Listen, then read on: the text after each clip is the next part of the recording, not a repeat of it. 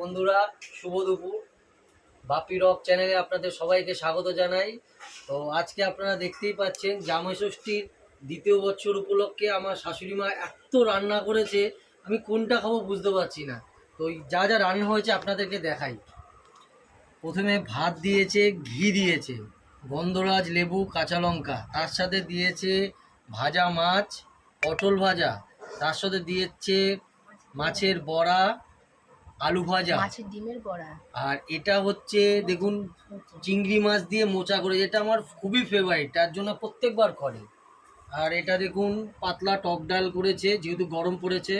আর এটা কাতলা মাছের ঝোল, এটা পাবদা মাছের ঝাল, আর এটা হচ্ছে দেশি ট্যাংরা মাছ, এটা আমার খুব ফেভারিট, এটা তাই যখনই আসি আমাকে বানিয়ে দেয়। আর এটা হচ্ছে গলদা চিংড়ি, এটা আমার খুব ফেভারিট। আর এখানে দেখতেই পাচ্ছেন স্যালাড দেওয়া আছে, চাটনি, এটা দই, মিষ্টি, পাঁপড়, এই কত রকম মিষ্টি, তারপরে ফল, আমি কোনটা খাবো আমি বুঝতে পারছি না। টাটা বন্ধুরা, সবাই ভালো থাকবেন, নমস্কার।